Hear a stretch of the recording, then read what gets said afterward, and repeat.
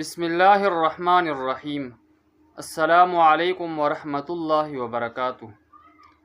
12 ربیع الاول کو عید میلاد النبی منانا کیسا ہے؟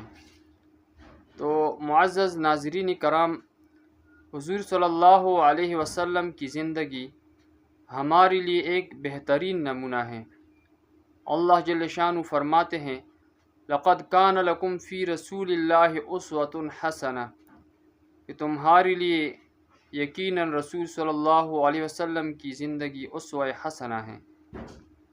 ایک دوسری جگہ اللہ جل شانہ ارشاد فرماتے ہیں، اطیعوا اللہ و اطیعوا الرسول، کہ اللہ کی اطاعت کرو اور رسول کی اطاعت کرو۔ تو رسول صلی اللہ علیہ وسلم کی پیدائش کا دن یہ بھی خوشی کا دن تھا، اور اس دن خوشی بھی منانا چاہیے، کیونکہ رسول صلی اللہ علیہ وسلم دنیا کے لیے ایک برکت کا ذریعہ بنے۔ لیکن یہ خوشی ایک مخصوص دن اور ایک مخصوص وقت کے ساتھ خاص نہیں ہے کہ ہم ایک مخصوص دن کو یہ خوشی منائے اور ایک مخصوص وقت کے ساتھ اس کو خاص کرے۔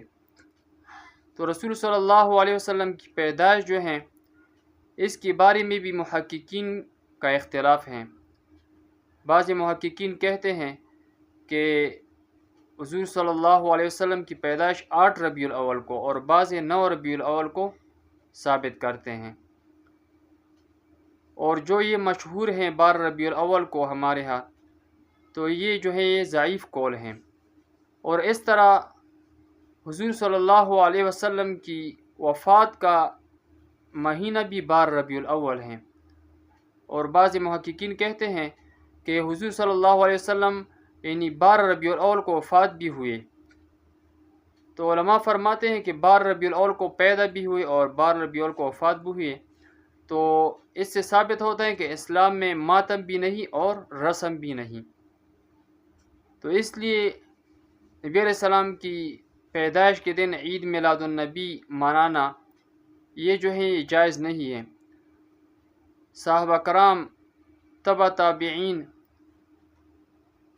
ان میں سے کسی بھی شخص سے عید میلاد النبی منانا ثابت نہیں ہے۔ تو اس لیے عید جو ہیں یہ 2 عید ہیں، ایک عید الفطر اور ایک عید الاضحیٰ۔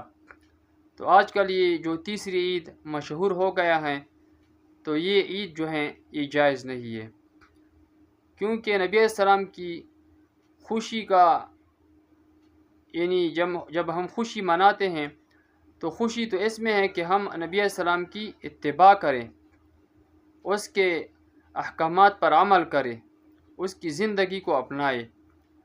صرف یہ خوشی نہیں ہے کہ ہم ایک مخصوص وقت میں ایک جگہ جمع ہو جائے اور کھانا پینا کریں اور پھر نبی علیہ السلام کا تذکرہ کریں، اس کے بعد چھٹی ہو جائے، نہ بلکہ ہم تو موت تک نبی علیہ السلام کی اتباع کریں گے۔ تو اس لیے ان کو ایک خاص دن کے ساتھ اور خاص وقت کے ساتھ خاص کرنا یہ جائز نہیں ہے۔ ہاں، اگر وقت خاص نہ ہو، دن خاص نہ ہو، تو ہم ہر وقت ہر دن نبی علیہ السلام کے تذکرہ کر سکتے ہیں، اس کے صورت کو، اس کی سیرت کو، اور اس طرح اس کے اخلاق کو، اس کے عادات و اطوار کو ذکر کرنا یہ باعث اجر و ثواب کا کام ہے۔ تو جب ہم ان کی اخلاق، ان کے عادات و اطوار اور ان کی صورت اور ان کی سیرت کو ذکر کریں گے تو اس پر عمل بھی کرنا چاہیے۔